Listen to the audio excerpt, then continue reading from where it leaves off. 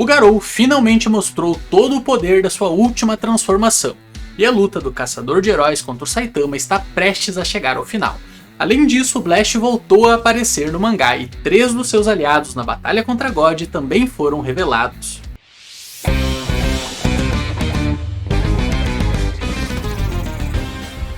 E aí galera, tudo beleza? Eu sou Vinícius Winkler, esse é o NerdTube e hoje eu vou falar de One Punch Man, então já dá aquele soco caprichado no like e garanta sua inscrição aqui no canal.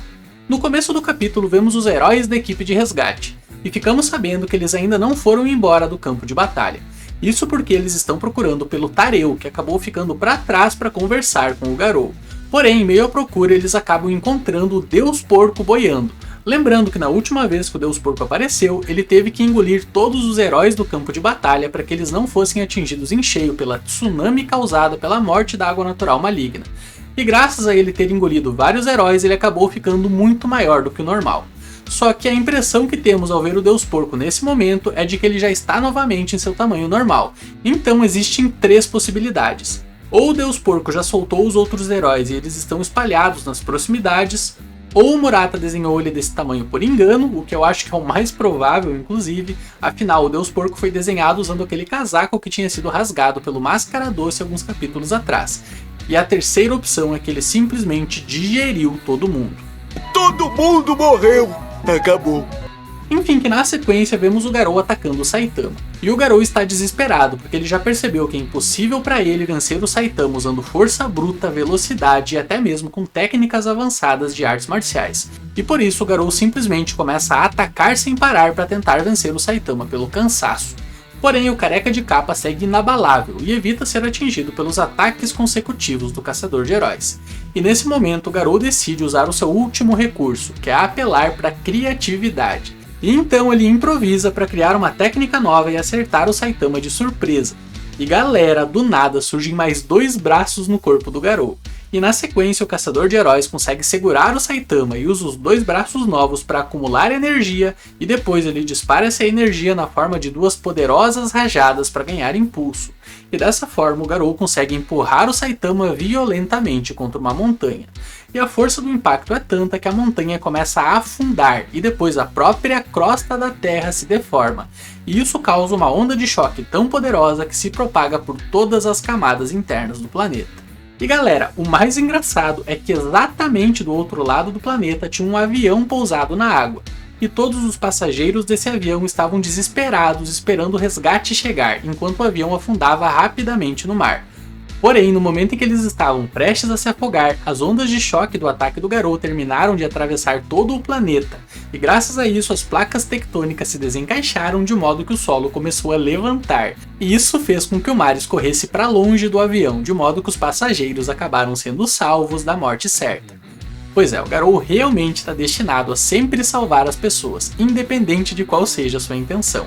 Mas a coisa mais importante a respeito dessa cena é o fato de que esse avião estava do outro lado do planeta. E inclusive, graças a conversas de alguns passageiros, a gente ficou sabendo que esse avião carregava vários estudantes em uma espécie de excursão. E muito provavelmente tinha como objetivo estudar o meio ambiente do continente do outro lado do mundo. Afinal, a gente já sabe através de informações da webcomic que no mundo de One Punch Man só existe um único continente que é habitado por humanos, enquanto todas as outras regiões do planeta são dominadas por monstros. E como o continente que é habitado por humanos é onde o Garou e o Saitama estão lutando, então esse avião realmente está na região que é habitada somente por monstros. E outra coisa importante é que, graças à elevação do solo, um templo que estava submerso no fundo do mar acabou emergindo, e vemos que tem a escultura de um dragão do lado de fora desse templo. E dando outro pequeno spoiler da webcomic, esse templo pertence ao Dragão Cruel, que é um monstro que foi derrotado e selado por uma ordem de cavaleiros 800 anos atrás. E tanto a história dele quanto a história dos continentes perdidos do mundo são contadas na íntegra no capítulo 119 da webcomic. E inclusive tem um vídeo aqui no canal no qual eu falo sobre a história do Dragão Cruel e também sobre as evoluções do mundo de One Punch Man e como a humanidade acabou perdendo quase todos os territórios do mundo para os monstros. Eu vou deixar o link desse vídeo na descrição, então confere lá depois. Mas enfim, seguindo com o capítulo, o mangá nos mostra ninguém menos do que o herói Rank 1 da classe S, o lendário Blast. E vemos que ele está em uma outra dimensão acompanhado de vários aliados poderosos. Mas de algum modo o Blast consegue sentir que o campo magnético e o campo gravitacional da Terra estão ficando distorcidos, e por isso ele abre um portal que dá a ele uma visão de todo o planeta. E então o Blast percebe que essa distorção está sendo causada graças à parte do planeta ter ficado deformada com o ataque do Garou. E inclusive nessa imagem podemos ver claramente os vários continentes do mundo, e fica bem visível o continente que é habitado pelos humanos e os vários continentes e ilhas que são habitados por monstros. Mas o mais interessante é mostrado na sequência, porque vemos 3 dos aliados do Blast. A primeira a aparecer é uma mulher que claramente tem poderes psíquicos e um certo nível de clarividência, já que ela consegue usar seu poder para visualizar as várias camadas do solo do planeta, e então ela rapidamente conclui que esse fenômeno que causou a deformação do planeta foi causado por um impacto poderoso que atingiu as placas tectônicas por baixo, de modo que elas se desencaixaram e fizeram uma parte do planeta deixar de ser esférica. E uma coisa interessante é que essa mulher é muito parecida com a Fubuki, e até poderia ser a Fubuki de um universo alternativo, porém ela provavelmente não é humana, já que tem orelhas pontudas iguais às de um elfo. Enfim, que o segundo aliado do Blast a aparecer é um ser da mesma espécie que o Lord Boros, ou se a gente for considerar a possibilidade de existirem universos alternativos, pode ser o próprio Lord Boros vindo de outro universo. A única diferença perceptível entre esse aliado do Blast e o Boros que lutou contra o Saitama é que as marcas nos rostos deles não são iguais. E aparentemente, assim como o Boros, esse ser possui um instinto de combate muito avançado, já que ele claramente ficou empolgado com a possibilidade da deformação no planeta ter sido causada por alguém poderoso. Então acho que dá pra gente dizer com certeza que os seres da espécie do Boros têm o mesmo instinto guerreiro que os Saiyajins de Dragon Ball. E o terceiro aliado do Blast que aparece nesse capítulo é um ser muito grande e musculoso, e que tem a cabeça igual a de um leão. Ou seja, ele se assemelha bastante ao Rei Fera que apareceu lá no começo da primeira temporada. E ele diz uma coisa muito interessante, sobre ele achar muito improvável que exista um terráqueo forte o bastante para deformar o planeta dessa forma. E com isso ele deixa 2 coisas evidentes. Primeiro, que ele conhece bem os terráqueos, a ponto de saber qual é o potencial máximo de poder que eles podem alcançar. Então existe uma grande probabilidade dele realmente ser o Rei Fera de algum universo paralelo, ou se não algum monstro que nasceu no planeta Terra e foi recrutado pelo Blast em algum momento. E a segunda coisa que fica evidente com a fala dele sobre o limite de poder dos terráqueos é que isso praticamente coloca um limite de poder no Blast.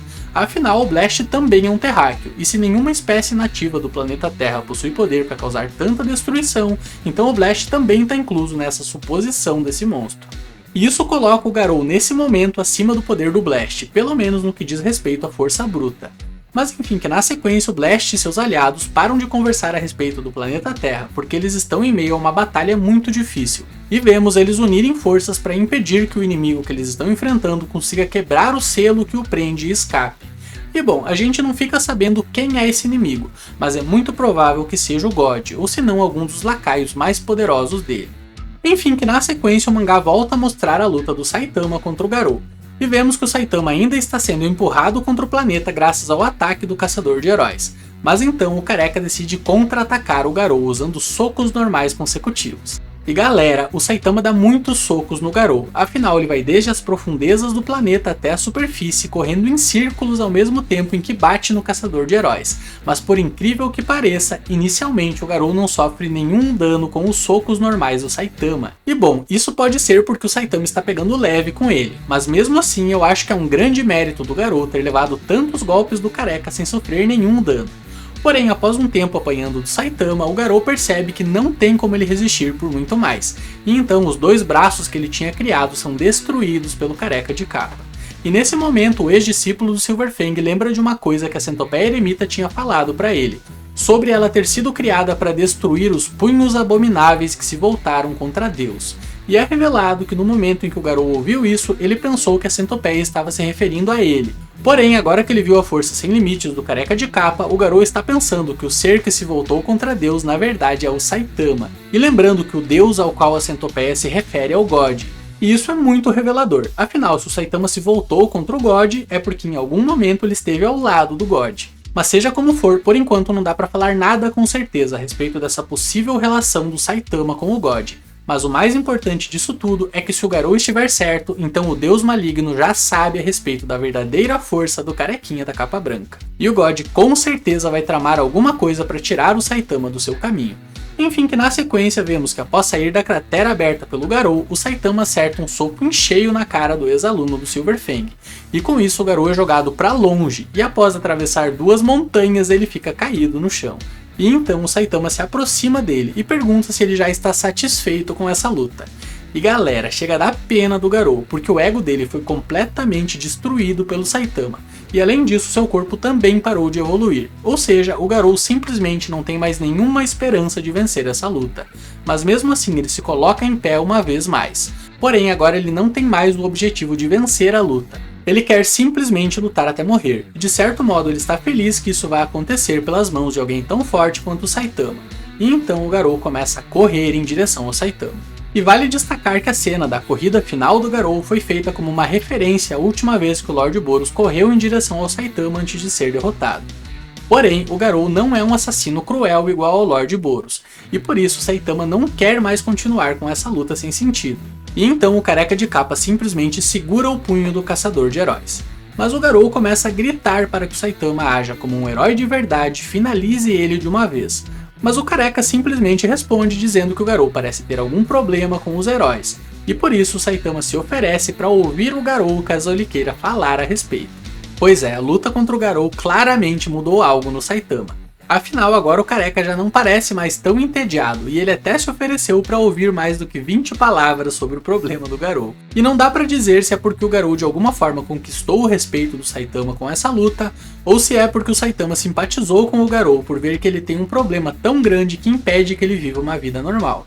Mas fato é que o Saitama está disposto a escutar a história do Garou, e isso é mais do que ele fez por qualquer outro personagem até agora em toda a obra. Porém, o Saitama não tá afim de ficar parado no meio da água enquanto ouve o desabafo do Garou. E por isso ele pede para eles irem até uma casa próxima dali para terem essa conversa. E ao chegarem lá, os dois se preparam para ter a conversa que pode mudar o destino do ex-discípulo do Silver Fang. E destaque pro God discretamente espiando os dois pela janela. Enfim, que por esse vídeo é isso, nerd. Lembrando que eu vou deixar na descrição o link do vídeo que eu fiz analisando o capítulo da webcomic que conta a história do dragão cruel e dos continentes que são habitados por monstros. Então, se você ainda não conhece a história e não se importa com spoilers da webcomic, dá uma conferida lá. E também diz aí nos comentários a sua opinião a respeito do poder atual do Garou. Você acha que ele superou ou não o Lord Boros com essa sua última transformação? E também não esqueça de deixar o seu like para fortalecer o canal e se inscreva e ative o sininho para ficar sabendo quando tiver vídeos novos por aqui. Até o próximo vídeo, nerd. Valeu! Fui!